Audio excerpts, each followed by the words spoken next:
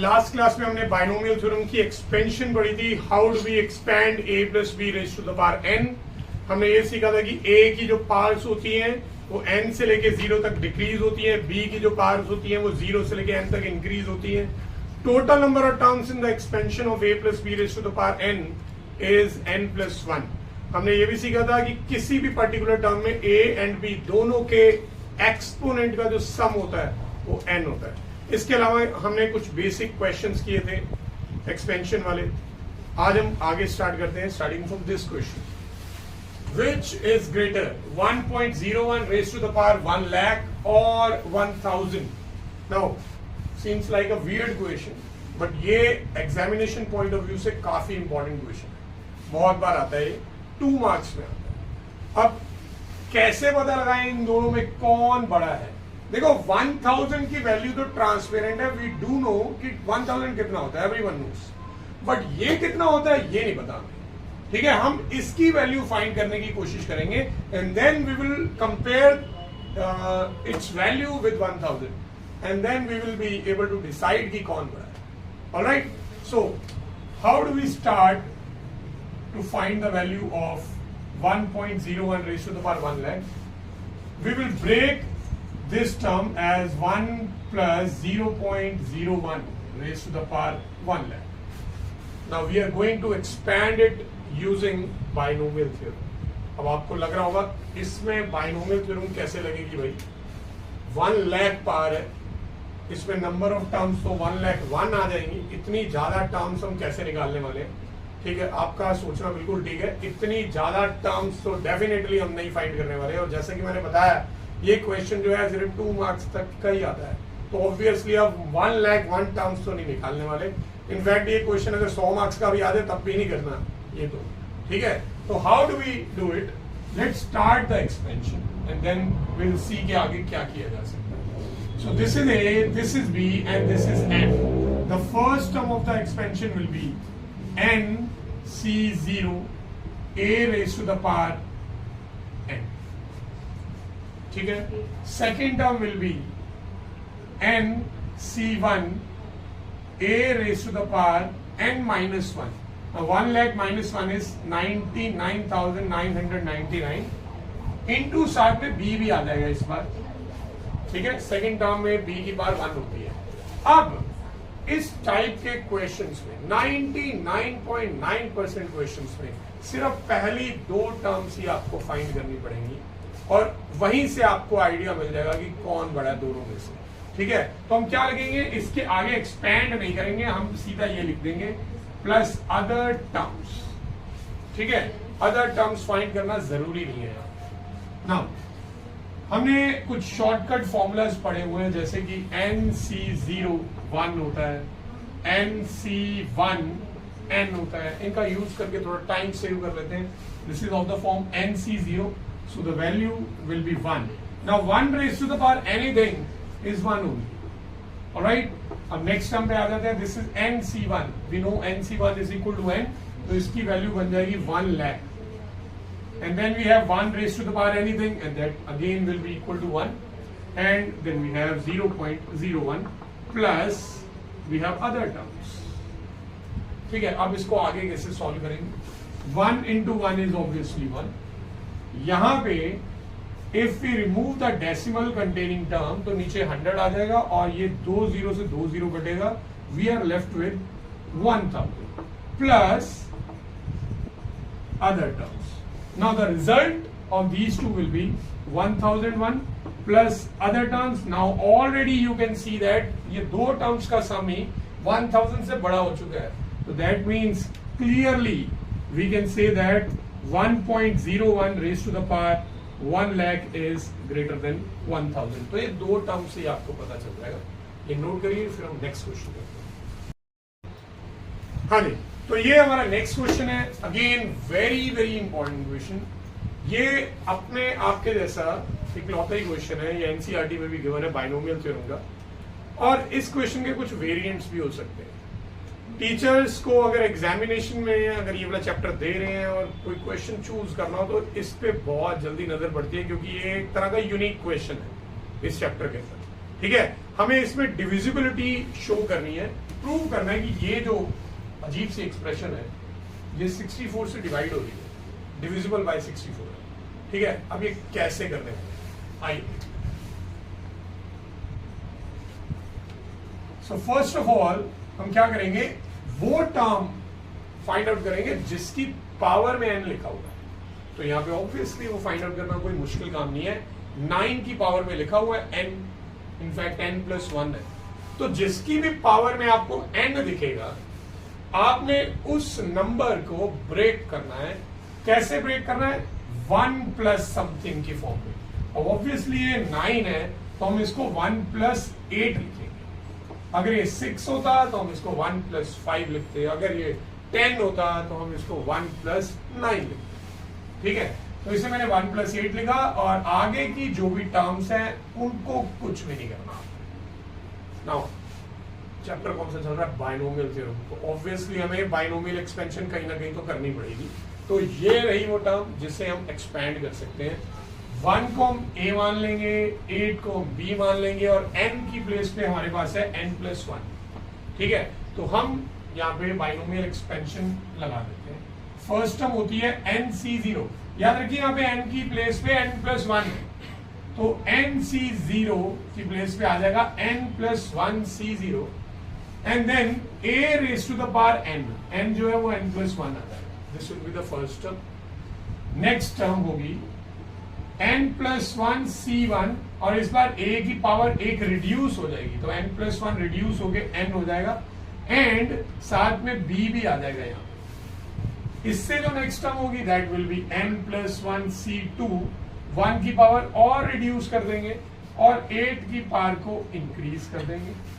Next term n+1c3, 1 की power और reduce कर देंगे और 8 की पावर और इंक्रीज कर देंगे, और ये ऐसे ही आगे चलता रहेगा। सारी टर्म्स नहीं दिखानी हमने, इसके बाद हम सीधा लास्ट वाली टर्म दिखा देंगे।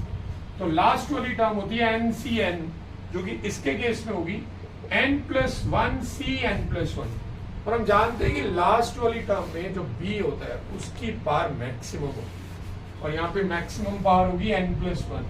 So last term will be 8 raised to the power n+1. So this is the expansion of 1 plus 8 raised to the power n+1. और याद से ये दोनों टर्म्स को मत भूल जाना, ये दोनों टर्म्स हम बाद में लिखेंगे, -8n -9।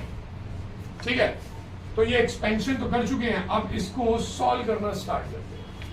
Again we know that nc0 1 होता है, तो ये 1 बन गया, and 1 raise to the power anything is again 1, तो ये भी 1 बन गया। वी नो nc1 की वैल्यू n होती है, तो ये क्योंकि n+1 है तो इसकी वैल्यू n+1 आ जाएगी, और 1 की पावर एनीथिंग इज 1, साथ में आ जाएगा 8।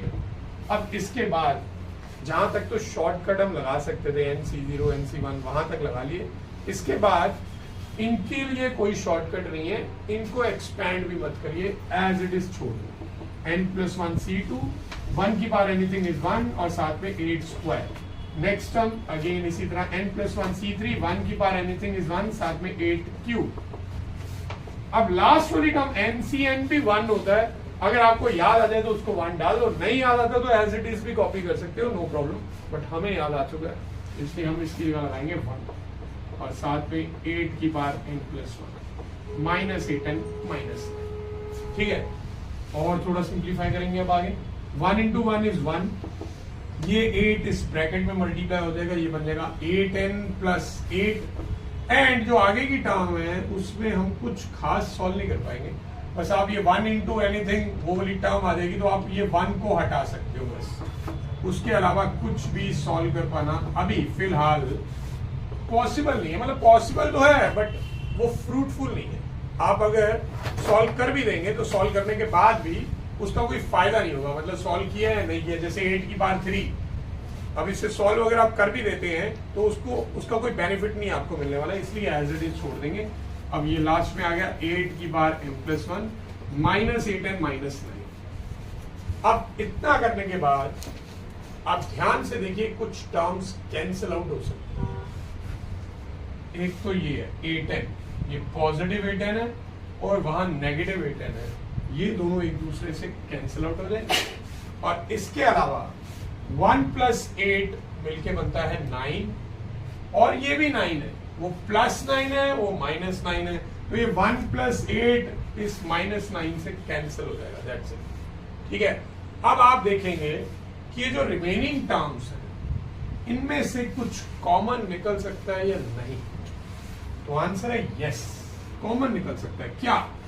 देखो ये n वाली जो टर्म्स है, NCR वाली, इनमें कुछ नहीं कॉमन आएगा। तो अगर आप जबरदस्ती कुछ सोच रहे हैं n+1 कॉमन आ जाए, c कॉमन आ जाए, तो बिल्कुल गलत सोच रहे हैं। इसमें ऐसे नहीं हो सकता, आपको सिर्फ ये 8 वाली जो टर्म्स है इसमें से कॉमन निकालना है। तो यहाँ पे 8 की पावर 2 है, 8 की पावर 3 है, और आगे जाते हुए इंक्रीज हो रहा है, तो आप जो मिनिमम पावर है सिर्फ वही कॉमन निकाल पाएंगे, विच इज 8 का स्क्वायर। तो 8 का स्क्वायर आप कॉमन निकालिए, अंदर क्या बचा, n+1 C2 n+1 C3 के साथ 8 बचेगा, क्योंकि पावर 2 कॉमन निकाल चुके हैं हम, और इसी तरह चलता जाएगा। लास्ट में इसमें भी पावर में -2 हो जाएगा बेसिकली, सब में से 2 8 बाहर निकल चुके हैं कॉमन, तो यहाँ पे -2 हो जाएगा। तो n+1 में अगर आप -2 करते हैं तो वो n-1 बचेगा। ठीक है, अब ये कर लिया, इससे क्या फायदा हुआ? पहली बात, ये आपने जो वैल्यू निकाली है इक्वल टू का साइन, ये किसकी वैल्यू है? ये इसकी वैल्यू है, इस एक्सप्रेशन। एक बार मैं वो एक्सप्रेशन सामने लिख देता हूं, ये रही वो एक्सप्रेशन जिसको हमने सिंप्लीफाई किया। सामने क्या बचा है हमारे पास, 64 बचा है, और साथ में ये जो पूरा ब्रैकेट बचा है एज इट इज कॉपी कर दो लाइक दिस। अब क्या इससे किसी तरह प्रूव हो सकता है कि ये पूरी टर्म डिविजिबल बाय 64 है? तो यस, प्रूव हो सकता है। कैसे प्रूव होगा? क्योंकि हमने 64 को कॉमन निकाल के दिखा दिया। कॉमन निकाल के दिखाने का मतलब होता है कि 64 उसका एक फैक्टर है, तो फैक्टर है तो दैट मींस ये डिविजिबल है। बट एक और वे भी है, ये पूरा आपने जो 10th क्लास में डिवीजन एल्गोरिथम पढ़ी हुई है, 10th में भी पढ़ी हुई है, 9th में भी पढ़ी हुई है, जो कि होती थी dividend is equal to divisor into quotient plus remainder। सभी ने पढ़ा होगा ये, ठीक है। तो ये उस फॉर्म में आ चुका है। कैसे? डिविडेंड कौन है? ये है डिविडेंड, ठीक है। डिवाइजर कौन है? 64। क्वोशिएंट कौन है? ये पूरा ब्रैकेट।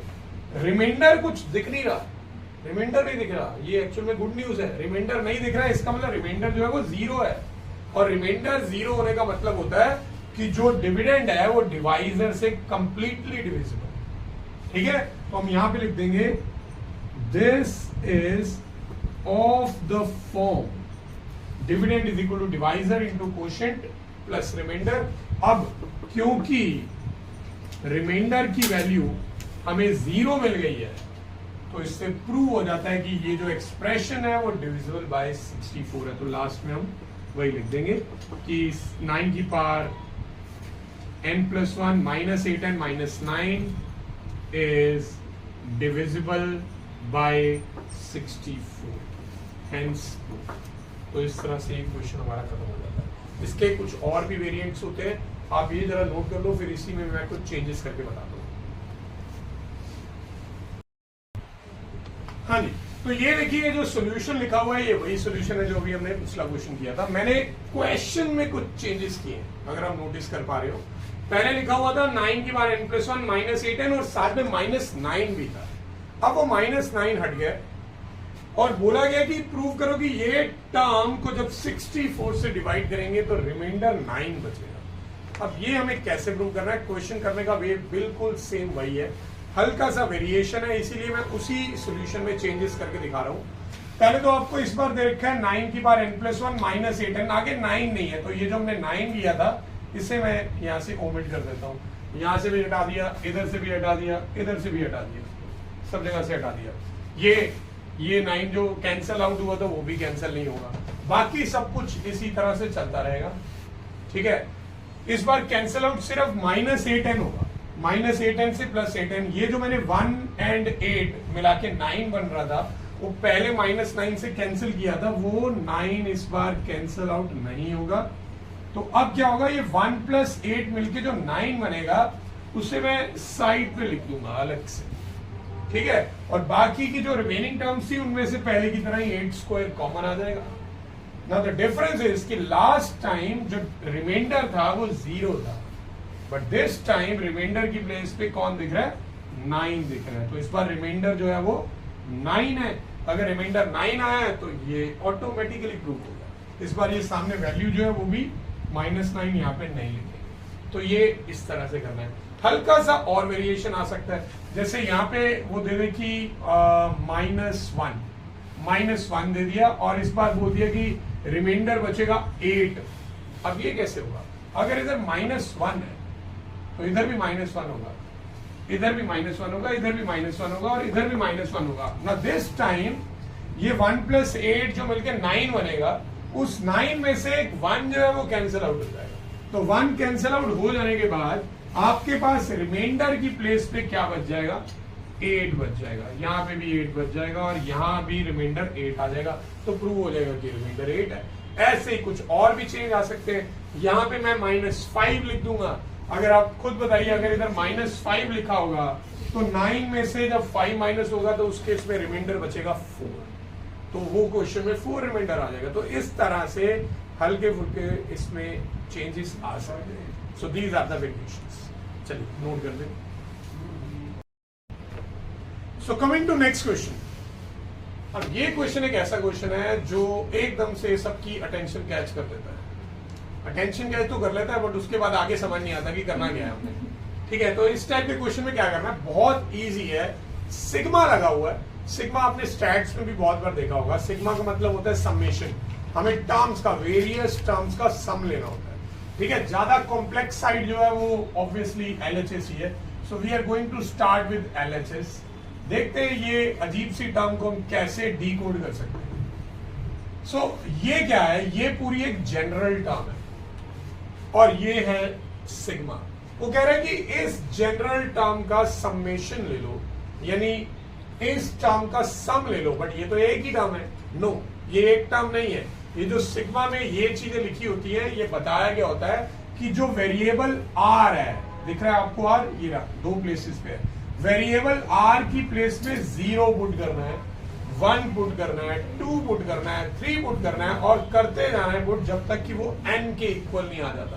तो बेसिकली r की प्लेस में 0 से लेके n तक बार बार आप पुट करते रहेंगे और उन सभी टर्म्स का सम लेना है। उसी को हम समेशन बोलते हैं, ठीक है। तो फर्स्ट टर्म में आप इस पूरी जनरल टर्म में r की प्लेस पे 0 डाल देंगे तो वो बन जाएगा NC0 3 की power 0। So this will be the first term. Now r को 0 के बाद क्या पुट करेंगे, 1 पुट करेंगे। अगर हम 1 पुट करेंगे तो ये बनेगा NC1 3 की पावर 1। Now will put r is equal to 2. Next term will be NC2 3 की पावर 2। और सिग्मा का क्या मतलब है कि हमें इन सबका सम लेना है और ये आगे भी चलता रहेगा। कब तक चलेगा, जब तक हम r की प्लेस पे n नहीं डाल देते। तो जो लास्ट टर्म होगी वो होगी NCN 3 की पावर n। So NCN 3 की power n will be the last term। तो ये बन चुका है इस टर्म को एक्सपेंड करके, ठीक है।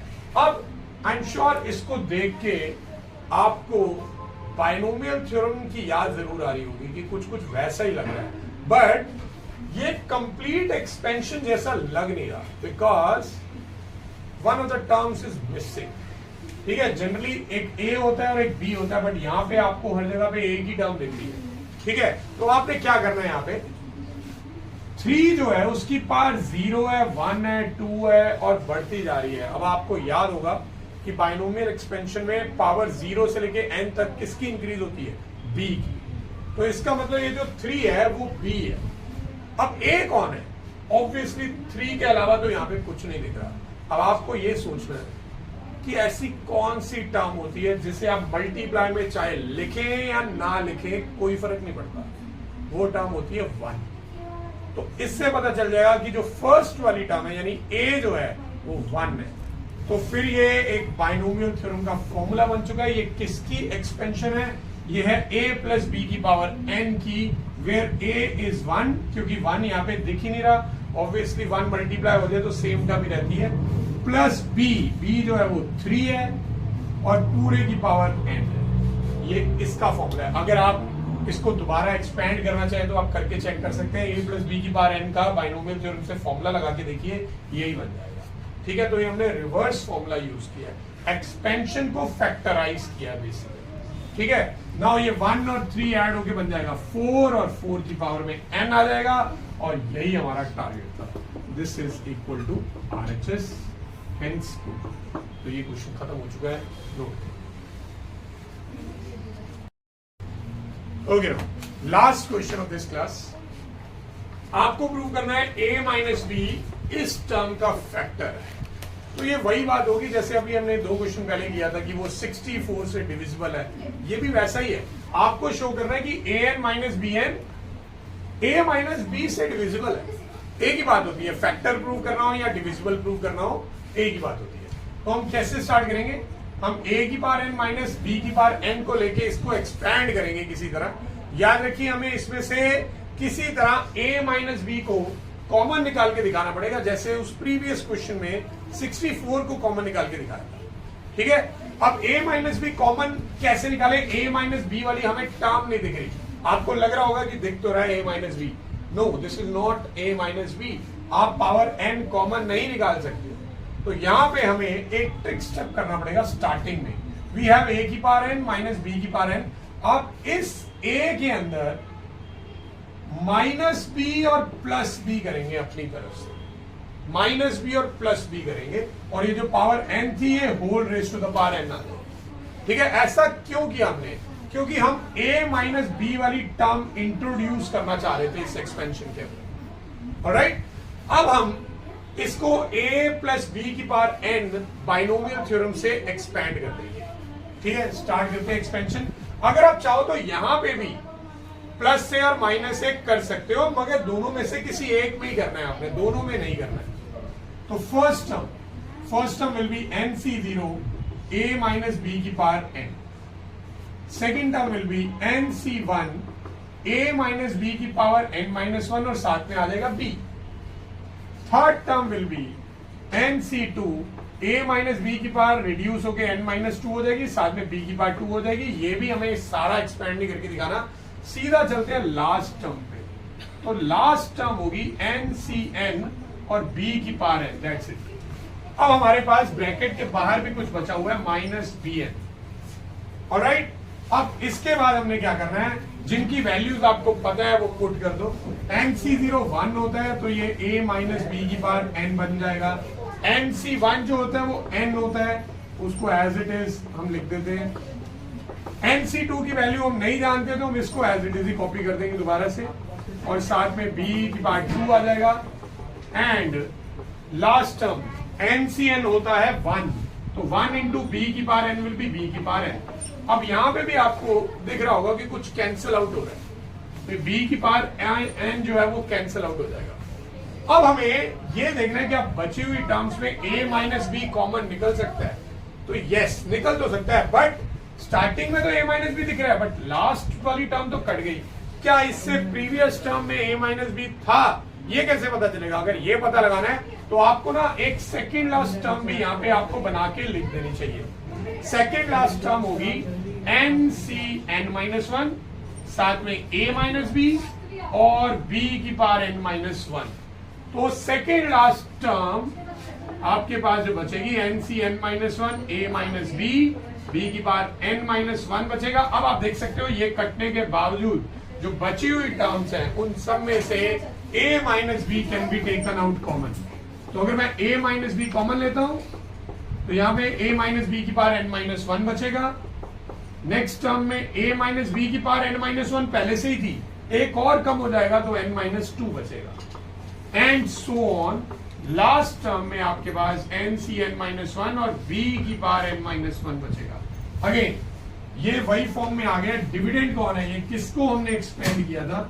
a की पावर n माइनस बी की पावर n को। Dividend is equal to divisor into quotient, और रिमाइंडर में कुछ नहीं बचा तो रिमाइंडर 0 है, तो फिर वही लिखेंगे हम, since reminder is 0 that means ये जो डिविडेंड है वो कंप्लीटली डिविजिबल है डिवाइजर से।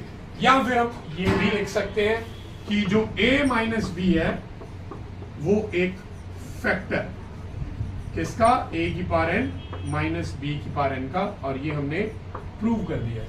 तो ये क्वेश्चन हमारा कंप्लीट हो गया है। नेक्स्ट क्लास में हम थोड़े लॉन्ग वाले क्वेश्चंस करने वाले हैं जो 5 मार्कर्स में पूछे जाते हैं एग्जाम में। चलिए।